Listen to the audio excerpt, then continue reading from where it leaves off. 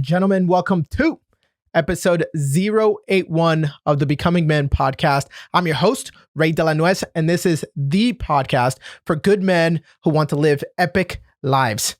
I show up every week with legendary guests who help me bring you some of the best content out there on masculinity. This week's episode is brought to you by mastermypurpose.com. If you want to clarify your God-given purpose, master the skills of some of the world's most successful and purpose-driven men, and march into action right now, then make sure that you head over to mastermypurpose.com for your free 21-day guide to your purpose-driven year. Again, that's mastermypurpose.com.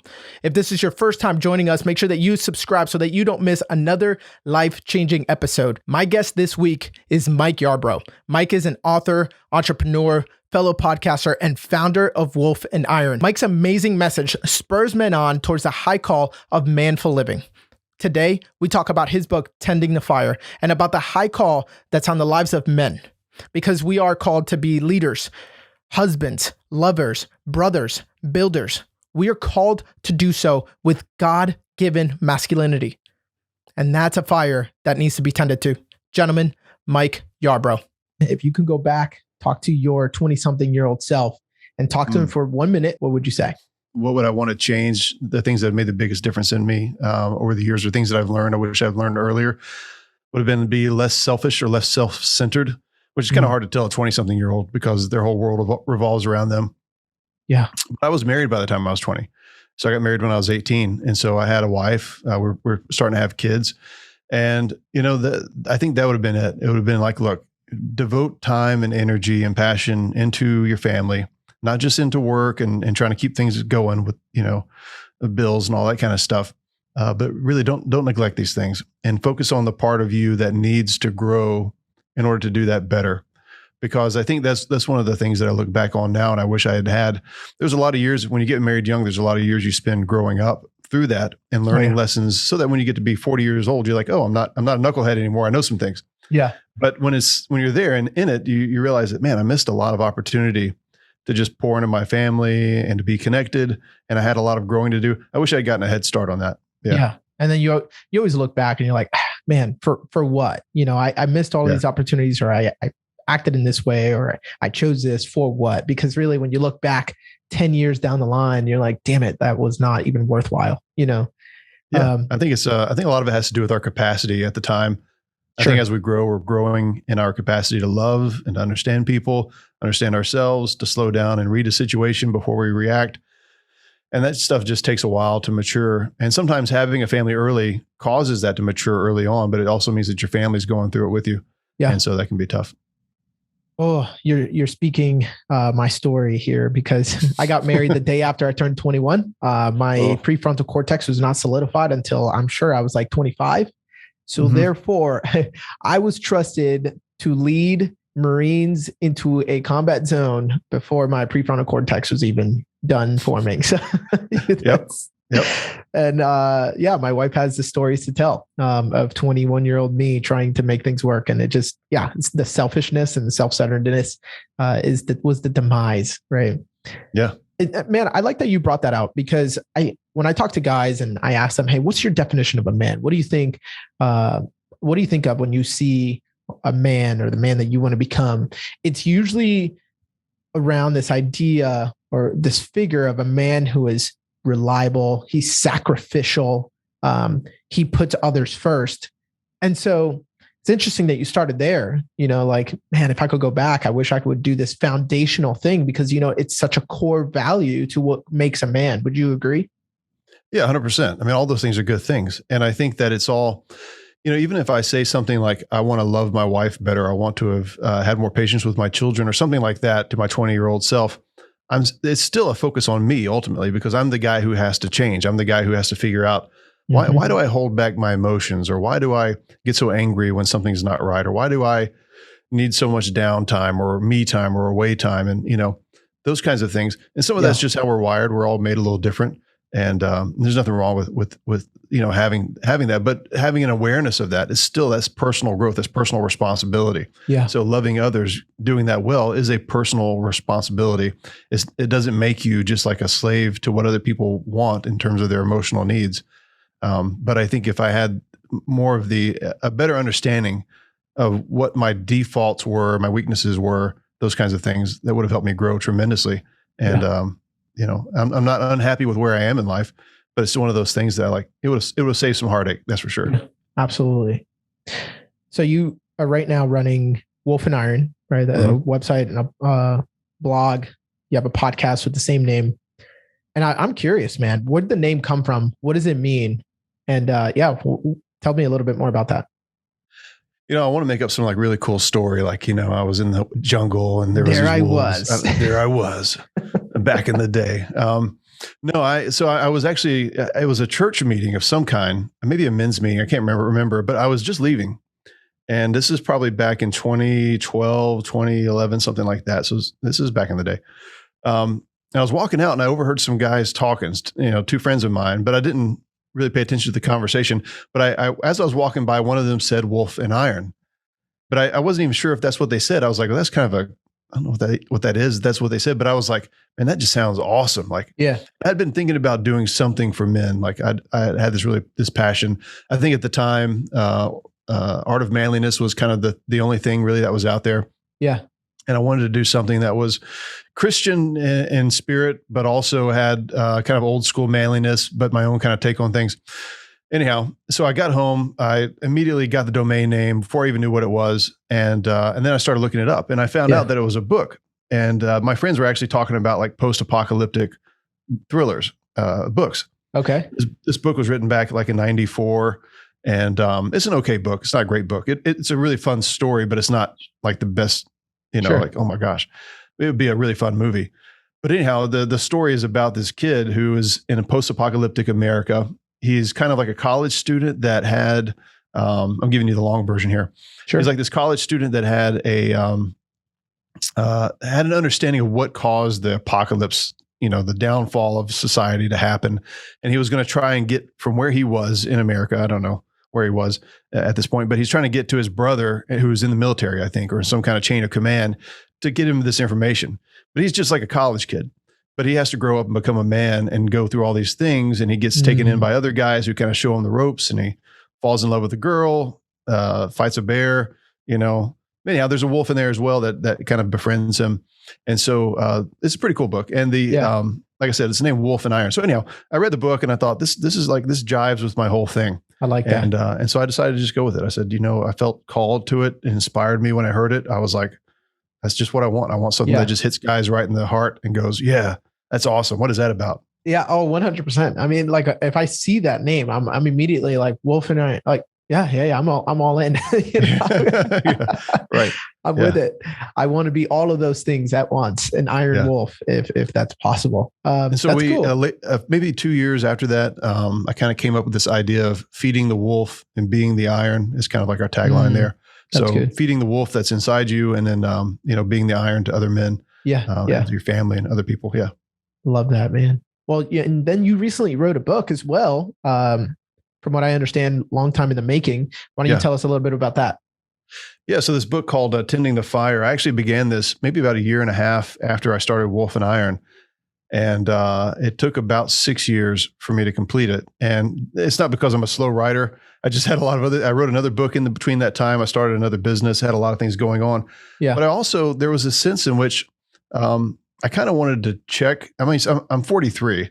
So when I started writing this, I'm like 36, 35, kind of depending on how the math works out when I first started conceptualizing it.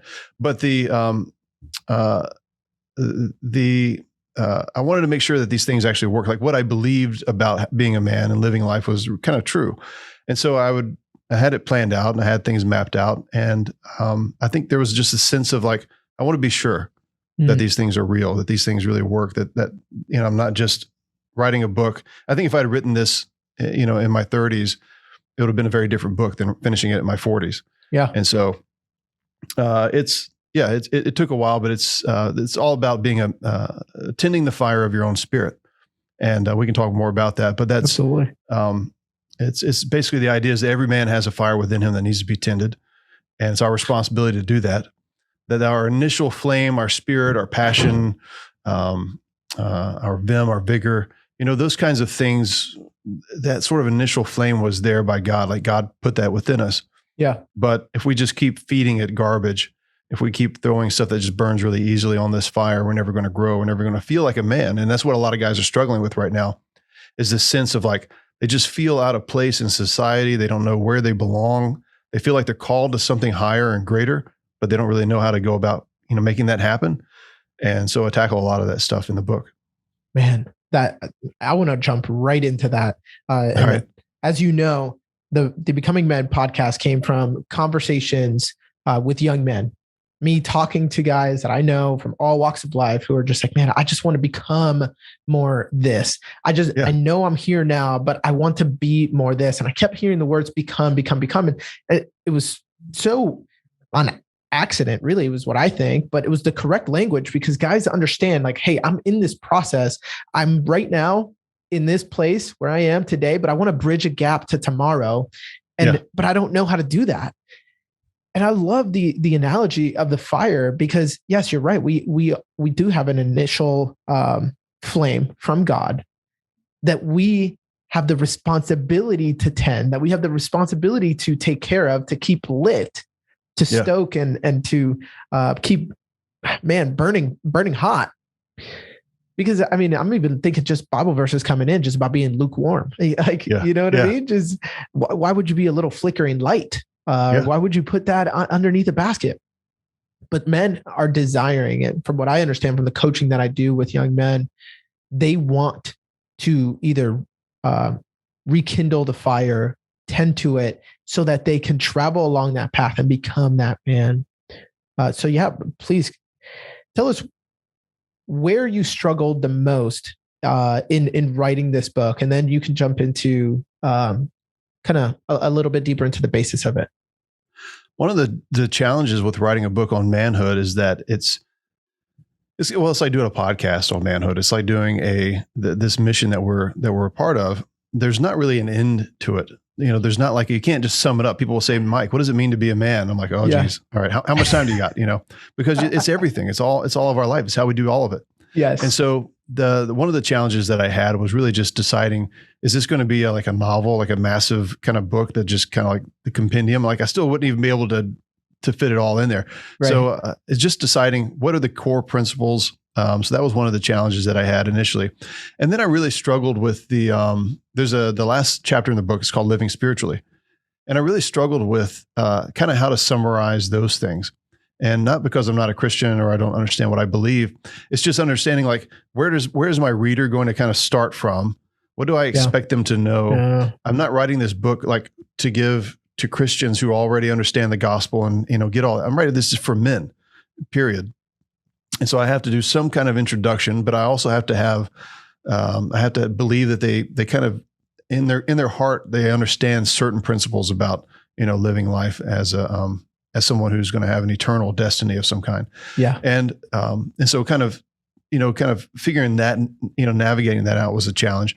And then of course it was just doing it, like, man, just like writing it. A lot of people have book ideas, and there's something awesome about holding that final book in your hands, having other people read it, that a lot of people will never experience. They'll have ideas. They'll tell people about their ideas. They'll get started on their book and they'll never finish it because they just don't have the determination to get it done. And I think that's obviously that's always a big challenge when you're an entrepreneurial minded person and you got a lot of other irons in the fire. Yes. Completing any task is always a challenge, but this is worth it. Yeah, absolutely. So go ahead. I mean, where do you start the reader off in that journey? So the initial image in the book is that you're imagining yourself in essentially like a forest kind of setting. It's nighttime. There are large trees all around you. And in the middle, there's kind of a clearing and there's your fire is there, maybe surrounded by some large stones and stuff like that. And the fire is, we kind of attribute to, like I said before, your spirit. It's the thing, it's your life force. It's the thing that keeps you going. And then, the reader is kind of taken through this journey of like, right now, most guys, they're kind of throwing rubbish, just easy, things that go up in flame pretty quickly, magazines, books, things like that. old newspapers, whatever, throw it on the fire, and it gets it keeps the chill off, but it's not anything substantial. And then they kind of peer through the woods and they see on, somewhere throughout the forest that there's another light burning and it's some other guy out there far away, but he's got his fire going, man. And it's just like roaring and you can see it, like the whole forest could see it. And it's an inspiration to the reader to say, somewhere out there is another man whose fire is burning so brightly. And the question you need to have is what allows him to do that? And so the illustration that we give, or allegory, however you want to think about it, is this, there's this cave and the cave is behind you and it's dark and it's scary and you've never really been in there very much. But inside there are the very things that are going to burn, the old timbers and, that you need to pull out and become familiar with and start throwing on your fire. And that cave kind of represents unknown truths about ourselves, unknown truths about the world. It represents things that we've been afraid the questions we've been afraid to ask, the answers that we're not going to get until we ask. And so just the whole rest of the book kind of touches on that, as we go through each chapter. And it's all about just venturing inward into that cave and kind of exploring those things and asking those tough questions, even questions about like, why am I here?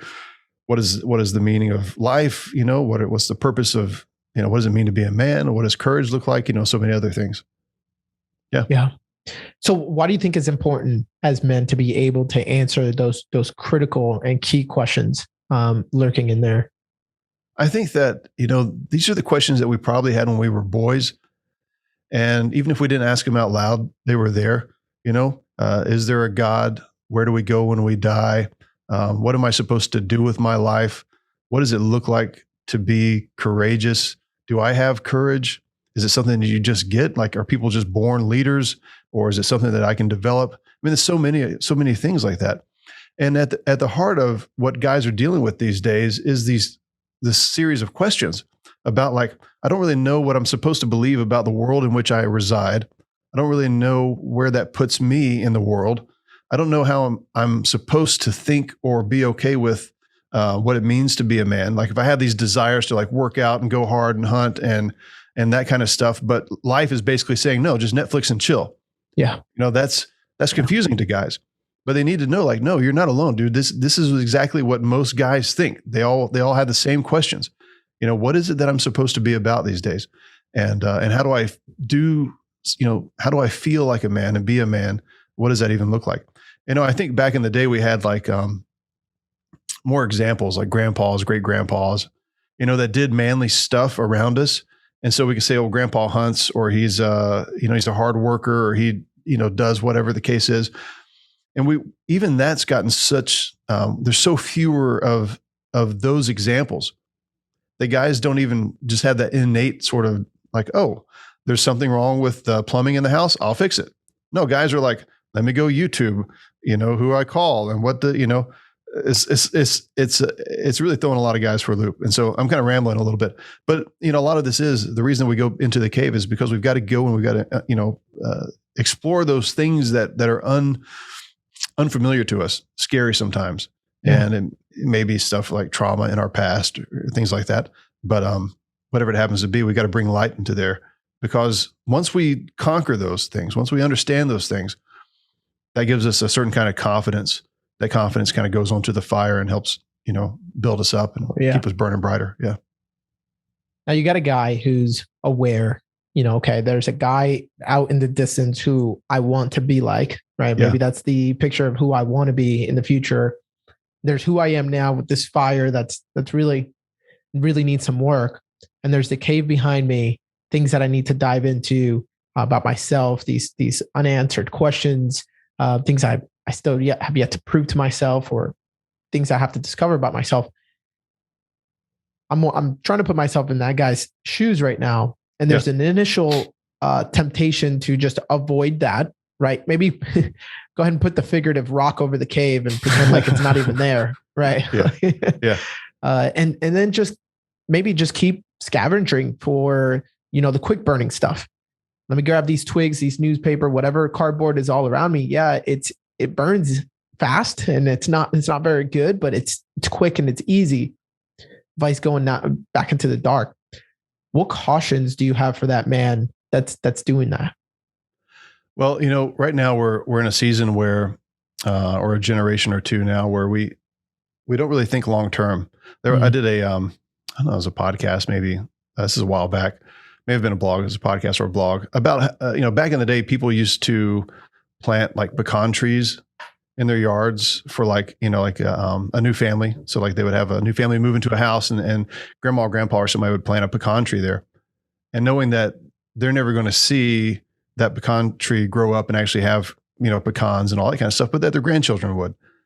Yeah. And that was that kind of long-term thinking back in the day. And that's, the listeners who are listening to this right now can go, when's the last time you heard somebody think like that? Right. Mm-hmm. It's all about what we can get right now. Even when it comes to our own success in terms of like finances and stuff, it's about, how much money can I make during my lifetime? But people used to set back money for their grandkids and great grandkids. Right. And so we're in a very much of a short-term kind of mindset thinking. And so if you just think, well, all I need to do is keep warm tonight. All I need to do is distract myself today. At some point, you're going to be 55 years old. You're going to be 60 years old. And you're going to say, I feel completely unfulfilled. I've not accomplished anything that I wanted to with my life. I can't believe I've wasted so much time. I had this one shot, this one opportunity to do something awesome. And, I've blown it. And what do I have to show for it? Well, a bunch of debt and weird addictions and, and time spent online and that kind of stuff, just distractions. My whole life has been filled up with distractions. That's what so many guys and gals are going to be saying 30 years from now. I can't believe so much of my life was spent distracted. And for the guy who's saying, no, I have to fight those distractions and be intentional about my life. That guy's going to be able to look back and say, I have a family. I've made an impact in other people's lives. I feel fulfilled in my life. I feel like, happy and like I'm doing something like I'm supposed to. And probably physically healthier and better and those kinds of things as well. Yeah. But, that's the difference, is that you really do have to think like there's a man that you're going to be 20 or 30 years from now. And you're only going to achieve becoming the guy that you want to be through intentionality. In order to be intentional, you got to do the things that are tough. You got to go to the places that you don't, may not feel comfortable going, and really pursue that. Otherwise, you're going to be led down a road of just a life of distractions. So well said, man. And I guess now I'm thinking about the guy who takes the initial step and he says, okay, I'm going to go ahead and check it out. And he goes in there, maybe he finds out a thing or two, but then he's burned once or twice, right? And he's like, I don't know if I can go back in there. I've already been divorced, or I've already been heartbroken. I've been betrayed by family. I had this dream and it's like God ripped it away from me. And now there's a hesitation, to continue to pursue, right? He had the idea, he had the right intent, but now he's kind of holding back. What do you got to say to him? Well, so this is something that you and I are familiar with, military guys. I think the best opportunity or the best way to move forward on this is to flank it. And so instead of just moving headfirst into like another relationship, go a different direction, figure out yourself, understand, okay, why did my last relationship fail? Yeah. Is it because I'm just doomed to never be in love and have a successful marriage? Yeah. Well, maybe there's, something that I need to work out on my own. And so instead of taking that direct approach, like if I just find the right girl, if I just find the right job, if I just find the whatever, that's just too much like, going after the enemy head first. That's a bad idea. You need to kind of come around the pass, so to speak. And so, you can still be going into that cave. You're just not going into those same places, If I were a guy, let's say, we'll take the cave analogy one step further. If I were an old warrior and I came across a cave and I'm kind of looking in there and it's dark and I venture in a little bit and I can't see because it's dark and something just reaches out and scratches me. I might go, oh crap. I'm not going to just go in there and be like, well, let me try that again. That's a bad idea. I'm going to prepare myself, before I go in. I'm going to be like, what's my strategy? All right. I need a trap. I need to lure this thing out. Those kinds of, that's thinking about it, but all of that's intentionality. And not only that, but it's the kind of stuff guys actually like. When you realize that you failing, if you had a failed marriage or you had a failed business or you had a failed friendships or whatever the case is, then that makes you, now you get to go back, plan, strategize, and decide how you're going to proceed forward. Right. Dude, that's right up guys' alley. That's mission. That's what guys like. And so, yeah, man, don't let yourself just give up just because you got scratched a little bit or got knocked down or you got burnt or whatever. Flank it, figure it out. That's good. Yeah. I guess maybe just even leveling with those men and just saying, hey, I'm going to tell you right now, the becoming process, right? The process of becoming the man that you want to be, changing into another man, each decade. Because, hey, I'm a completely different man than I was 10 years ago. And I'm sure you would say the same thing. Yeah. Yeah. That process doesn't come without a couple bruises, marks, and burns. Mm-hmm. And it's okay. It's all right. It's not and I think that's one of the things that keeps a lot of men from even pursuing, is because they know what's the use, right? Like, I'm going to end up failing anyways. Or what's the use, right? Like, I can just figure it out. This is just fine. I'm comfortable. And comfort just happens to be one of our greatest enemies. Comfort and apathy. But yeah, like, dude, it's not going to look perfect and you're going to get bruised and it's all right. I think just having a circle of men around you to be able to help you back up and encourage you as you go on your way is one of the huge game changers. Would you agree? Yeah, absolutely. Yeah. You got to have a band of brothers. You got to have those guys that you can say, here's who I want to be. Here's what I want to do or what I want to accomplish in the next, week, month, year, whatever of my life. And they've got to be the guys that will call you out and say, dude, you're not on this path. You're not holding to your own, set of standards, whatever the case is. So yeah, you absolutely got to have a band of brothers. Yeah, it's key. And I love that you brought up the word intentionality, guys. If you can tell me how many times I've said that word on this podcast, I'm sure you'd be hard pressed to find it less than 1,000 times. Yeah. But I say intentionality so much because that's one of the things, man, that I can look back on and say, this was the difference between Ray, who was just a fool and who was all about himself and who was just stuck in his own ways and looking up at God and being like, but why? Versus Ray, who's like, okay, I'm going to take ownership of this thing. I'm going to take this fire that has been it's the initial flame given to me from God, and I'm going to stop putting garbage in. I'm going to tend to this fire and really be one of the I'm part of the solution, right? In my own life. And strategy, man. So many of us go into it like, well, let's just go, right? Like, I'm 18. What does that mean? Well, society tells me I'm a man. So I'm going full fledged, right? Like, I got everything I need. I got the cool car, the nice clothes, and a blue check on my Instagram. So therefore I got this. And then we're left punched in the face the first time. We're like, damn it. What do I do now? Where have you seen strategy be one of those key things for you in your own life? Maybe a personal story, or just even your own personal conviction in that. So there's one of the things that this brought up in my mind, and maybe it relates to strategy, is this sort of Maslow did this thing called the hierarchy of needs. Most people heard about it like in high school or college or something like that. And at the very bottom, it's kind of like if you think of a pyramid for those who are listening, if you're not familiar with it, basically there's this hierarchy of human needs that we go through. And so like the very bottom set is just like the stuff that you would assume that a person needs to live, food, water, and then eventually shelter, and then his community, and then his relationships and that kind of stuff. And you get to the kind of the top there where you've got something that he called self-actualization. And a lot of people are coming out of high school or college, and they get to that 18 years old, 20 years old, and they start to think, I'm supposed to be self-actualizing right now. I'm supposed to be finding my best self, like right now at this age. And they feel that way because not only is there pressure on social media and all these other, channels where they're seeing people that look like they're doing that, but they also live in a world where they have a very soft, a stable, but yet soft understanding of all these other areas in which they have needs. And so what I mean by that is you didn't make your own shelter. It was made for you, or your parents bought a house, or you moved into an apartment that was pre-created. You didn't create your own community. That community was, you're either online, you joined something that already existed, or you started at work or at church or wherever.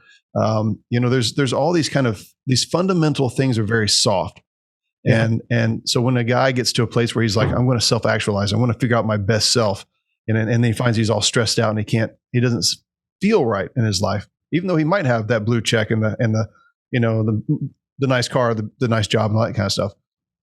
It's because he doesn't really understand. He doesn't really have a kind of a marrow level understanding of those other pieces to it. He doesn't know how to provide or build a shelter. He doesn't know how to really form a community. He doesn't know how to hunt and survive and do these things on his own. And I think there's a gap there. And that this is something that I don't think most people are talking about these days. There's a gap in the fundamentals. And so people are exiting their parents' home, or maybe even still living in their parents' home, trying to, like reach this pinnacle of like human potential or whoever they're supposed to be. And they've missed out on just all these other pieces that they really that are core fundamentals to being a solid foundations, to being a good human. And without that, there's always going to be a lack of confidence, because it's just going to feel like at any point, this foundation of the world in which I live in could just come crumbling down. And that's why, when the media starts talking about COVID or some other kind of virus or presidential this or whatever, fear is so rampant, because people say they recognize, without saying it, they recognize that they're on a very fragile kind of foundation in terms of how they understand how the world really works. And if the world stops working the way it is, they're screwed. Yeah. And so I think for a man, in a lot of ways, and for a good strategy for a guy is, what are those fundamentals? What are those things that you ought to know if you're surviving on your own, or you're really kind of building your own life? And so you need to understand things like how to build a shelter, how to hunt, how to fish, how to, do all these various things. That's going to give you a lot of actually confidence. Like, man, I could survive in this world. Worst comes to worst, I could make it. Yeah. And then that's actually going to give you some solid footing for moving out in the world. We have a lot of veterans that work with us, and I'm a veteran as well. But we have a lot of guys who've been in the military, and their confidence level compared to other people's confidence level is, 2, 3x. And I'm not talking about arrogance. I'm just talking about, like, I say, hey, go, can you do this? Roger that. Boom, go get it done. Yeah. And that's something that's missing. And I see that from those guys who've actually been tried, tested, and learned some things. That's right.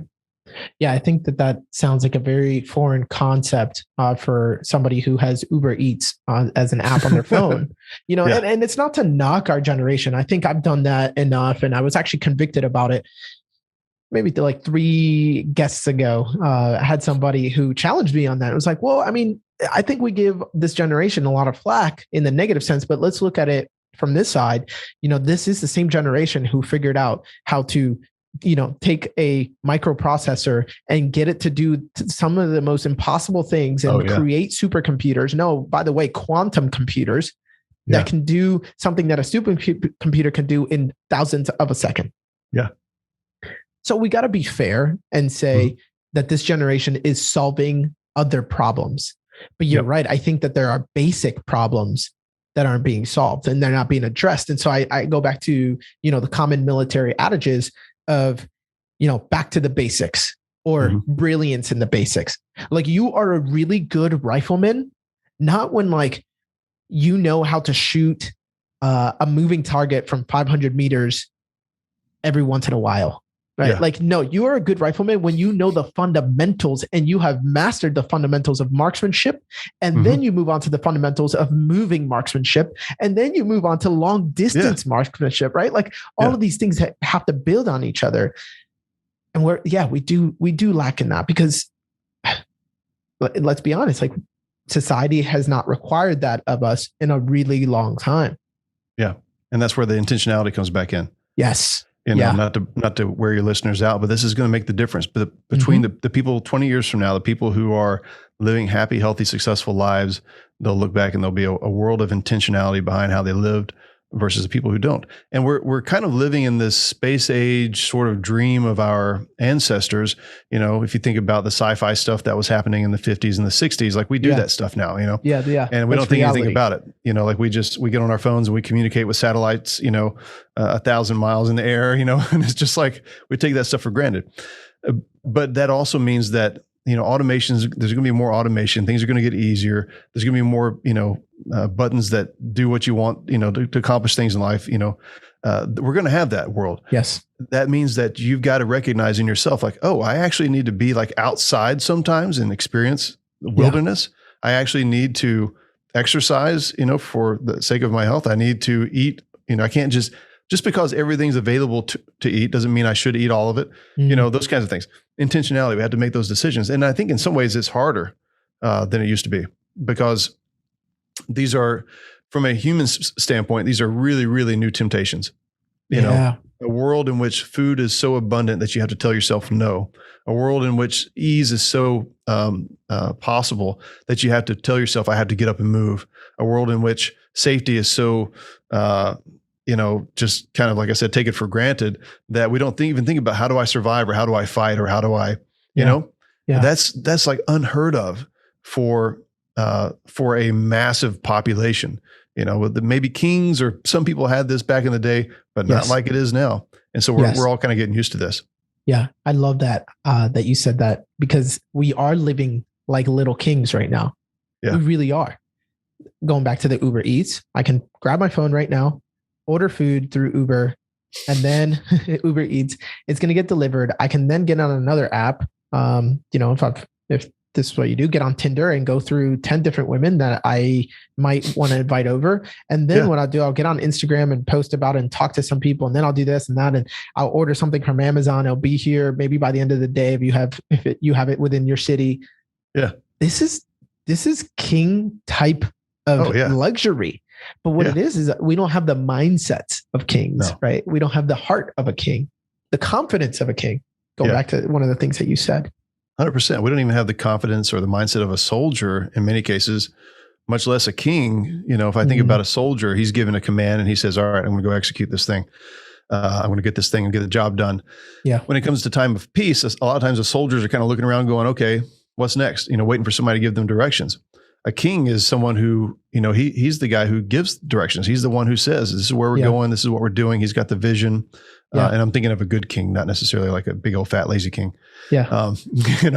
But I mean, we've got so far to go in that we have so much ownership of our own lives. That's unusual for us to have. And this is what guys are feeling. They're feeling like, I ought to be doing more. I ought to be more than I am.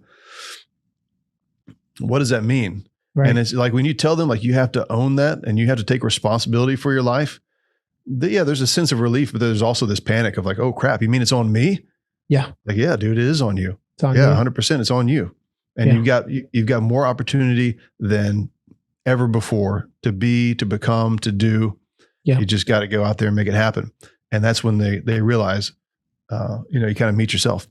That's what happens. When rubber meets the road, when challenges come up, someone said that you get introduced to yourself. That's good. And I think that's true.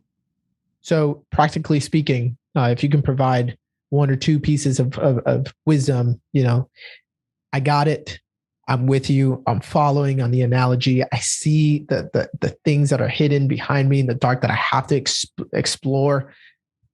What do you send guys off with as their marching orders next? The first one's always, it's pretty basic stuff, but it's always, it's interesting to see if guys will actually follow through with it. And it's fitness. It's just getting to a place where you're like, I understand that I need to be able to lift, to move, to run, to do these things. And it's going to take discipline. Yeah. Because unless I'm in the military where it's required, and even some of those guys, they barely just, pass the PT. But still, those guys are being required to do that. And they're kind of in an environment where that's necessary. Yeah. But outside of the military, it's tough. It's like, you got to be disciplined. Do you have okay, meet yourself on that playing field first, before you go out and try to be entrepreneur guy, or you try to be, family man, or all that kind of stuff. If you're not already, get in shape, dude. Like, can you tell yourself no? Can you make yourself go? Good. Can you do those basic things that you got to do to, stay fit? Yeah. And, I think that's it. And more than likely, you're going to find some guys that also want to be a part of that. And so that's a good way to meet guys. Maybe not necessarily the guys you want to grow, to be like, who knows, but you can definitely find some guys that are like, yeah, dude, let's commit. Let's challenge each other. Let's move together. So that's one of the things that I think is great. And I love that too. I got a couple of guys that I work out with Tuesdays and Saturdays, and we just go hard on, bench. Yeah. And it's just like, it's just stupid guy stuff. It's just like, we're just there, just like, how hard can you go? Yeah. Can we break each other? And that's a lot of fun, but we need that. We need that kind of push. Love that. And so I would say that, but then I would also say, there's there are two aspects of it. So let's say that some guys already, he's hitting that. He's fit, but he still doesn't feel like he's moving in a direction. I think you've got to start asking yourself, what do you really believe you're called to do in this world? Forget like expectations, forget money, all that kind of stuff. Just ask that question. What do you feel called to do? That's right. And like, do you love people? Do you want to, are you a protector? Are you someone who, what would give you ultimate satisfaction if you could just drop into somebody's life and help them with something? What would that be? Yeah. And, start thinking about that kind of stuff, and then facing the fears that hold you back from not doing that, not pursuing that. Oh yeah. Yeah. I 100% with you on that. And that's one of the things that we walk men through, just with coaching, through becoming men. And because ultimately, if you don't identify the why, the purpose, if you don't start there, man, anything will get you to where you're going, because you're really not trying to get anywhere, right? You're just wandering. So that's a really good point. And let me say this. I didn't write this in the book. This was a piece that I left out because it's just for space, and I couldn't kind of make it work with the theme. But there was one of the things that I recognized was that in movies, one of the things that happens is the villain so often is the person who's like actually pursuing something. Like they're going after the stone, they're going after the map. They've given up. They've they're not doing it in the right way, but they're like action oriented guys. They're sold out for it. They're sold out for it. They want it so badly they're willing to kill people for it. So maybe to an extreme, but still. But in the hero, he's just the dumb guy wandering through the streets that get hit with lightning or gets whatever zapped by something or gets thrown into this adventure, and it kind of makes for a good story. I get the idea behind it, but it kind of gives you this idea that like if I want to be the hero in my life, then like I'm just going to get chosen. It's just going to happen. It's just going to I'm going to get selected. And no, it's the opposite of that.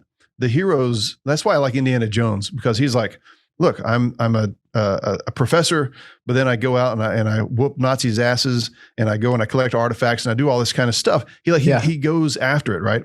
And if the bad guy takes something of his, he goes after the bad guy.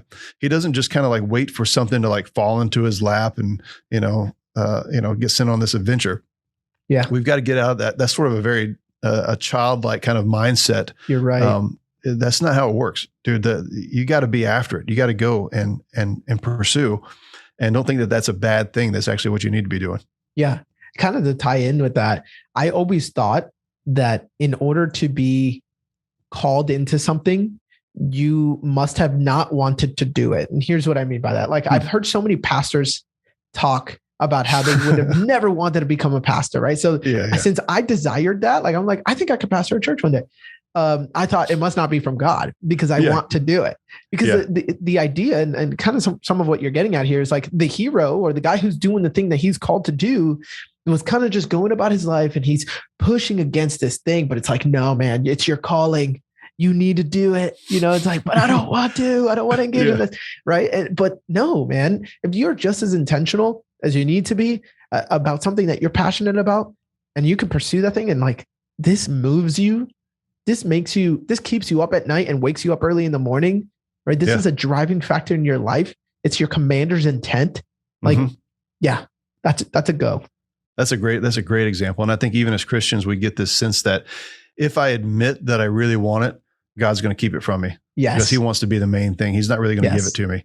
And that's such a stupid, I don't know how we get this stuff becomes, part of our doctrine, but it's not. God gives you these desires of your hearts and he says, look, I'm going to call you to these things. I'm giving you the calling, go pursue it. That's right. It doesn't necessarily mean it's going to be an easy road, but it's going to be good. Yeah. Amen to that. So Mike, I know you got something else that you've been working on here recently where men are getting together. Why don't you go ahead and share a little bit about that before we let you go? So I'm the king of doing things that take forever to get accomplished. So the book, and this is something else called The Foundry. And so The Foundry was something that we thought of a few years back, maybe 2018, something like that. And it was this idea that, men, they're getting fed information. There's plenty of podcasts. There's a lot of good information out there. And hopefully that stuff will just continue and be good. But what really guys need is community. We really need to be able to join together and be, we need that brotherhood. We need the guys, the 6 or 8 guys that I'm sitting down with every week and I'm sharing my life. These guys who know me, who can call me out, kind of like what we talked about earlier. Yeah. And there's different models for this. There's like the mastermind model, which is fine, but that's more like a one-on-one or a smaller group being led by kind of like a mastermind, somebody who really knows their stuff. There's more like just, peer communities where you like a Facebook group or something like that. And then there's, what we're trying to do is really a blend of those two things. Yeah. So the Foundry right now, phase 1 is all about growing the community. So we have an app. If you go to wolfandiron.com/the Foundry, you can find out all the information about it. Yeah. But basically we have an app guys can download, and just like you would with any other kind of social media, platform, you got your own profile. You can post whatever you want to there. And then, there's groups that you can join, lots of groups on hunting, fishing, running, books, a podcast, all kinds of things, fatherhood, all kinds of different groups to join in. So you can get that peer-to-peer support, because a lot of guys, it's just what we need. We just need a guy who's got like a little bit more information than we do in an area of life to bounce some questions off of, or to get some support from, and then to encourage each other. And so that's really like phase 1 is happening right now. Phase 2 is what we're going to be calling, is where we're going to start our guilds. And a guild is that group of men, those guys that are either online brotherhood, or it's actually butts in seats, eyeball to eyeball, guys that you actually meet with. And this is where we're going to start providing those guys stuff to go through, and, material to go through and to study, and those kinds of things. So that's phase 2. That'll be coming probably April or May. But we're really encouraging guys to sign up. We got about 200 guys signed up now inside the Foundry, just in the app. And we think we'll probably have about 500 before the end of the year. Nice. And look, it gets away from all the Facebook and the Instagram and the Twitter nonsense. There's just we get drug into so many just dumb conversations, and there's so many trolls out there and so many bots on these other platforms. You don't have to worry about that stuff. That's why we're doing our own thing. It's like, it's awesome to be able to just say what I want to say out there without feeling like I'm going to get slammed by a bunch of, keyboard warriors or whatever the case is. Yeah. Or I'm going to be intentionally, as Facebook we've been told does, suck people into these conversations that just get them riled up and arguments. So, all that kind of stuff is not something you got to worry about there. So that's what it is. The Foundry, I recommend guys go check it out. Excellent. Where else can guys go out and find you, connect with you? Yeah, wolfandiron.com. So just head over to wolfandiron.com. You can find out about me. You can see some of the products we got out there as well. You can see the book. You can see the Foundry. You can see our other project, Rustic in Maine, where we make another business that we have, where we make wedding rings out of historic woods and do a lot of other cool stuff. So we got a lot of neat things going on, and that's a great place to connect with me.